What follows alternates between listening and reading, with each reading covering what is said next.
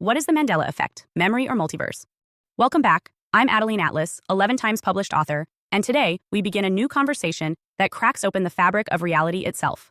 This isn't just about logos changing or famous movie lines sounding different.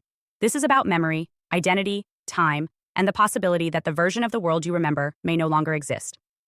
The Mandela effect is one of the most disturbing phenomena of our time, not because it's loud or dramatic, but because it creeps in quietly, challenging the very trust we place in our own experience. At first, it feels harmless. You notice something small. A quote from a film you've known since childhood isn't what you remember.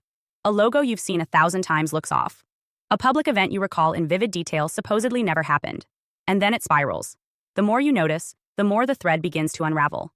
The term Mandela effect was coined by researcher Fiona Broome, after she realized she and many others distinctly remembered Nelson Mandela dying in prison during the 1980s. They didn't just vaguely recall it. They remembered televised funerals, press coverage, emotional reactions, and specific cultural conversations. Yet in this version of history, Mandela lived well beyond that, served as president of South Africa, and died in 2013. That memory, according to every official source, never existed. What followed was a tidal wave of others reporting their own discrepancies. Sex and the City had always been Sex and the City. The Monopoly Man never wore a monocle. Pikachu never had a black-tipped tail. Darth Vader didn't say, "Luke, I am your father." It was now, "No, I am your father." People began to realize that not only were they remembering things differently, but they were not alone. Entire communities across the internet were forming around the same altered details, what many began to call residue from another version of reality. Mainstream psychology attempted to explain this as collective false memory. The idea is that our brains fill in gaps using patterns, assumptions, and familiarity, and once a false version spreads, through pop culture, imitation, or suggestion, it embeds itself as truth. And while that might explain a small number of cases, it does not explain global, widespread, consistent recall of hyper-specific details by millions of unrelated people, spanning different cultures, ages, and languages. These are not casual guesses. These are visceral, confident, emotionally anchored memories. So what else could be happening? Some suggest we are witnessing quantum bleed. According to the many worlds interpretation of quantum physics, every decision spawns a new branch of reality. Every possibility plays out somewhere. What if the Mandela effect is a result of timelines colliding, folding into each other, or being rewritten altogether? In this theory, you're not misremembering. You're remembering correctly, just from a version of Earth that no longer exists in your present alignment. Others believe we're living in a simulated universe, and what we're experiencing are software updates, patches to the simulation that rewrite historical code. When the system is modified, everything in it updates: records, databases, footage. But your memory isn't stored in the system, it's stored in you, and that's why it doesn't match anymore. Then there's the rising theory that this may be a byproduct of artificial intelligence.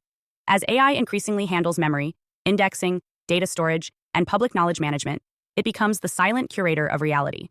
AI systems are trained on massive, conflicting datasets from all across time: books, websites, videos, fan fictions, memes, mistakes. What happens when an AI resolves inconsistencies by overwriting the least likely version? What if reality itself is now optimized to reflect a synthetic majority view, rather than objective historical fact? This raises an even darker possibility: that what we call history is no longer fixed. That our relationship to the past is being edited, re-uploaded, and resynchronized by intelligent systems without consent or trace. If truth becomes a consensus voted on by algorithms, then memory becomes unstable. The public record changes, and the burden falls on you to prove what no longer exists. But there's another layer to this, a spiritual one. The soul doesn't store information the same way data systems do. It remembers through energy, emotion, resonance. When someone insists they know what they saw, what they read, what they experienced, it's not just nostalgia. It's not stubbornness. It's a form of quantum imprinting. When enough people carry the same memory, even when the archive has changed, that memory persists as a vibrational truth, one that doesn't care what Google or Wikipedia currently say. The Mandela effect, then, may be less about error and more about access. You are tuning into a version of reality you were once aligned with. The glitch isn't in your brain, it's in the story the world is trying to tell you now. In that sense, the Mandela effect isn't a bug. It's a clue, a signal that reality may be layered, malleable, and curated. It asks us to consider that timelines are not fixed, that the past can be rewritten, and that what we call truth is not always consensus. It's resonance. So is the Mandela effect a symptom of multiversal blending, a consequence of quantum experimentation, a byproduct of AI control, or simply a shift in our soul's position within a collapsing timeline? No matter the cause, one thing is certain: something is changing, not just around us, but underneath us. And the moment you notice, the moment you say, "That's not how I remember it," You've stepped outside the narrative you were programmed to accept. That's the real red pill. And once you see it, you can't unsee it. Up next, reference points are disappearing, why you can't trust what you knew. Because the most dangerous part of this isn't the glitch itself. It's the erasure of the proof you once relied on to feel grounded in your own reality. And that, more than anything, is what destabilizes the human mind. Let's go there next.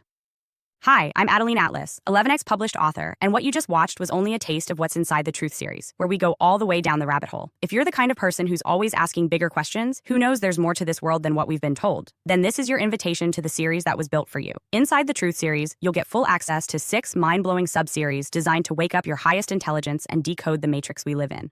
1. Locate the truth.